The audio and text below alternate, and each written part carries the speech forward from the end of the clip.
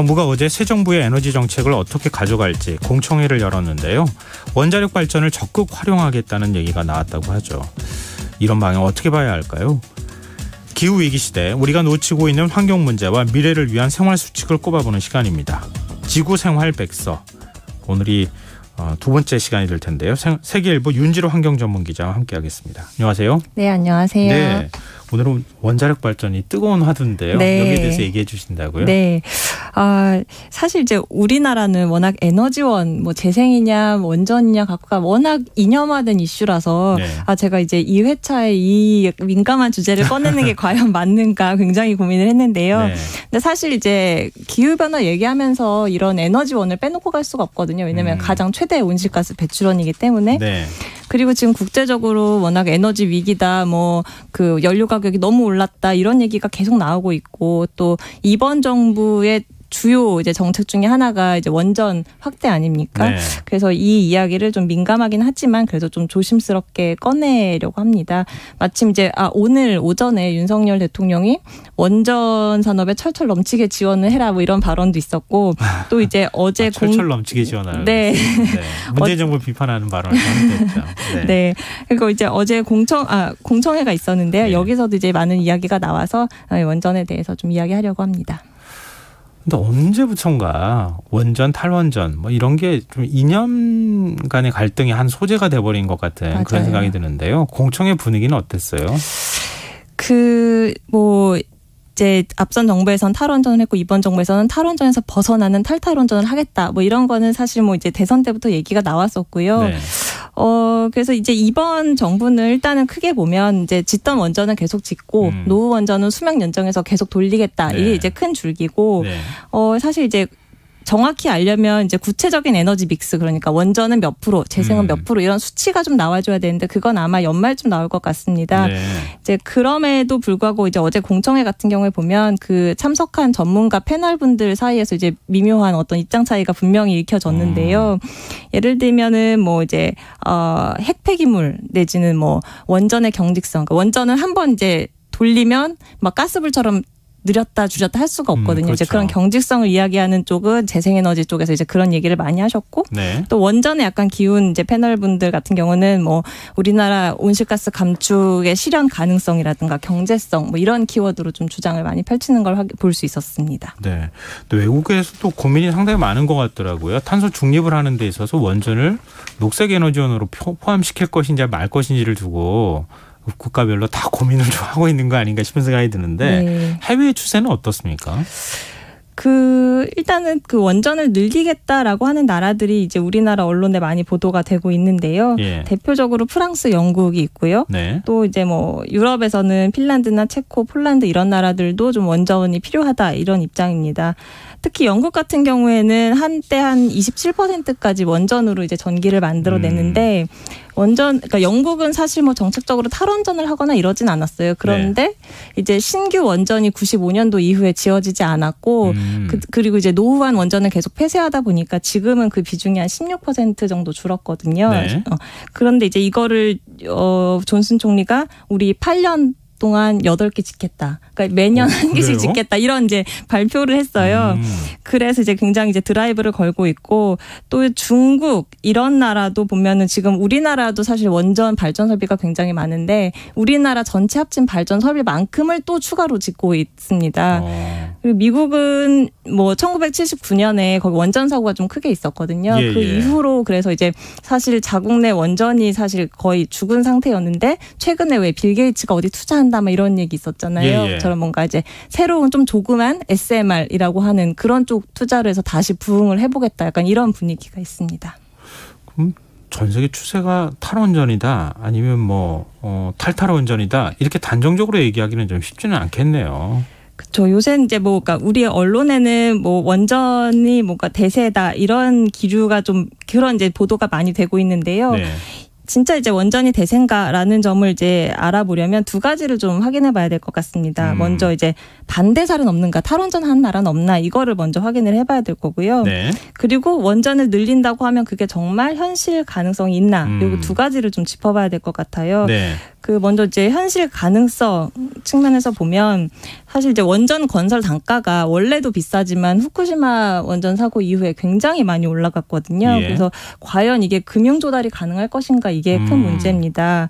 예를 들면 프랑스 같은 경우에는 2007년에 첫 삽을 뜬 원전이 있어요. 네. 그래서 그게 원래는 2013년에 완공이 됐어야 되는데 아직도 짓고 있는 상황입니다. 그래요? 네. 그럼 그래서 뭐 거의 짓는 속도가 느린 겁니까? 아니면은 정부가 지원을 안 해주는 겁니까? 그러니까 이제 그 2007년에 첫 삽을 떴고 예. 2011년에 후쿠시마 사고가 있었잖아요. 예. 그러면서 이제 안전 규제나 이런 게 굉장히 올라갔어요. 그걸 맞추다 보니까 설계도 변경해야 되고 하다 보니까 꼭 공기가 지연되고 하다 보니까 자금도 조달이 안 되고 막 악순환이 되면서 아직까지 계속 미뤄지고 있고 예. 영국도 사실 굉장히 정부가 밀어붙이고는 있지만 지금 신규 원전 짓고 있는 게 최근에 이제 이거를 가동 시점을 우리 1년 미루겠다 또 이랬어요, 영국도. 네. 근데 그 1년 미룬 것 때문에 발생한 추가 비용이 우리 돈으로 4조 원 정도 되거든요. 네. 그러니까 엄청난 비용인 거죠. 그래서 이런 점도 짚어봐야 되고 또 이제 반대로 독일처럼 독일은 최근에 그 에너지 위기를 맞아서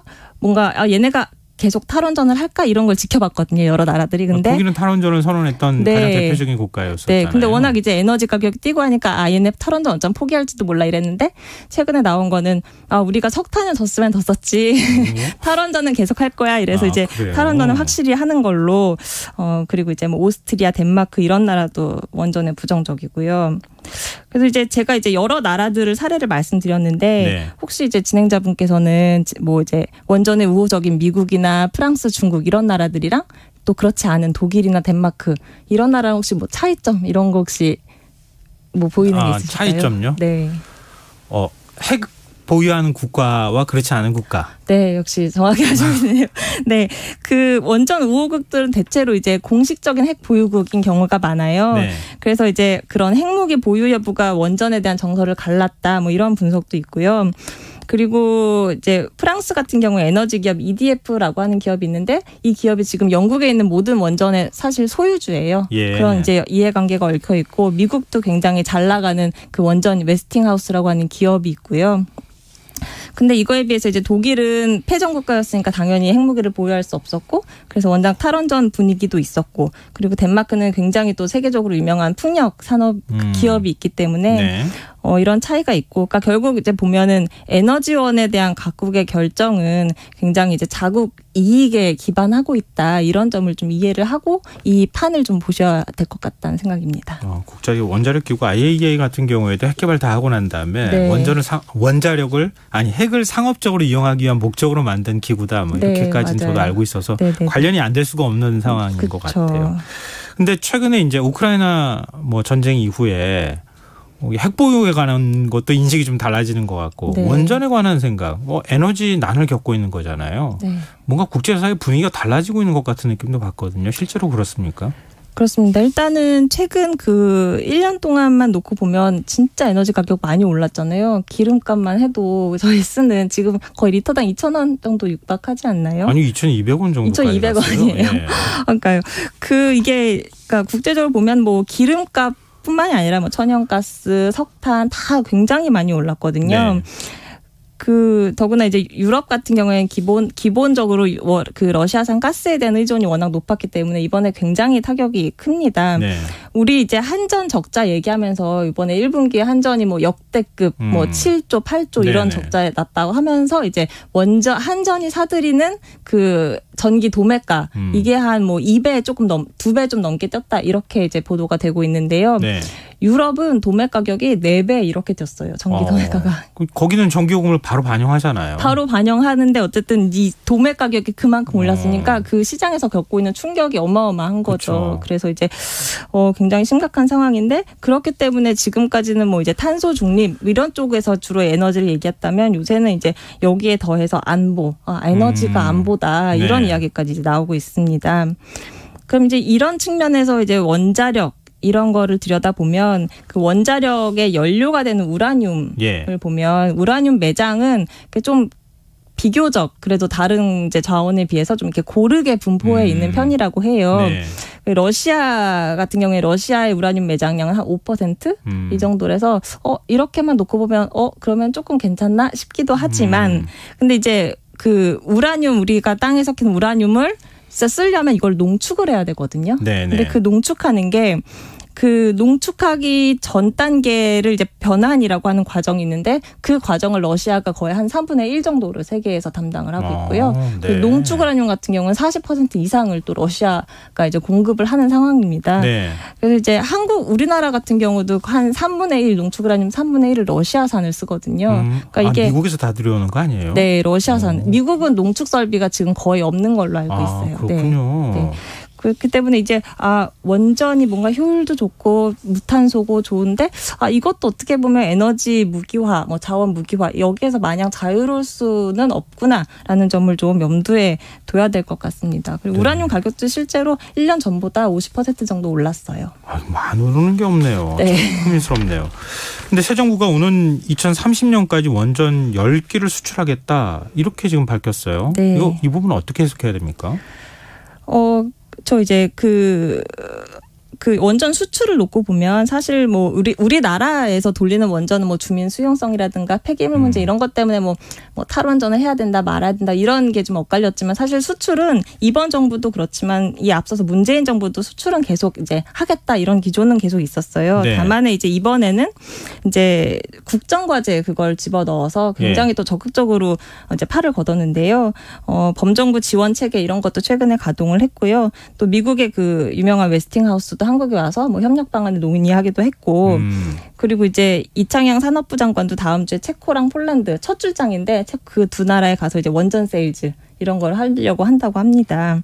근데 여기서도 이제 꼼꼼히 따져봐야 할 부분이 과연 이제 정말 시장이 있는가. 네, 그게 중요하겠죠. 팔 곳이 있어야지 파는 거니까요. 지금 일단은 원전을 새로 짓는 나라가 가장 많이 짓는 나라가 중국인데 중국은 사실 뭐 미국이나 우리나라 기술을 딱히 요구하지 않는 나라이고 그럼 남은 건 이제 뭐 동남아라든가 아니면 동구 쪽인데 그쪽은 지금 이제 최근 경제가 어렵다 보니까 이 막대한 비용을 금융 조달할 수가 없을 수도 있다. 뭐 이런 얘기도 나오고 있어서 정말 시장이 열릴 것인가 이 부분을 좀 짚어봐야 할 것 같고 또 이제 우리가 지금 저번에 한미 정상이 만나서 왜 우리 원전 공동 진출하자 이렇게 했는데 그러면 이제 우리가 미국과 같이 할 때 정말 우리가 얼마나 실익을 또 챙길 수 있을 것인가 이 부분도 좀 잘 짚어봐야 할 것 같습니다. 네.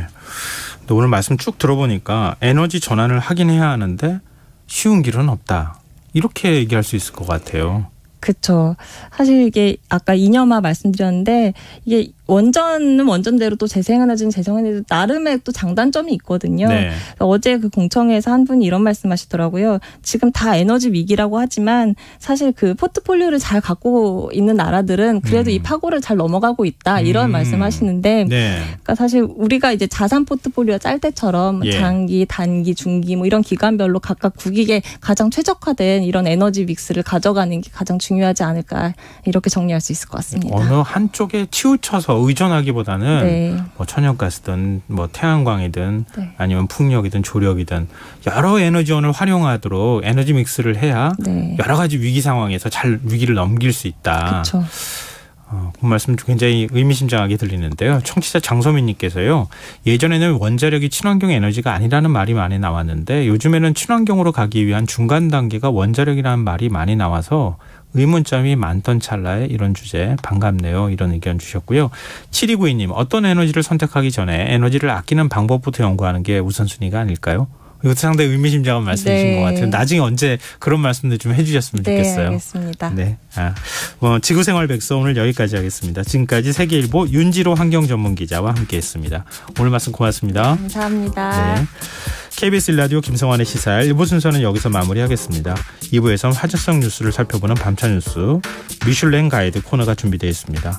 그럼 전 11시 정각 2부에 다시 찾아오겠습니다.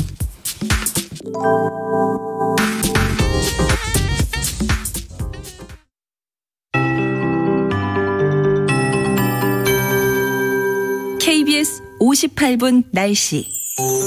내일은 전국이 흐리겠습니다.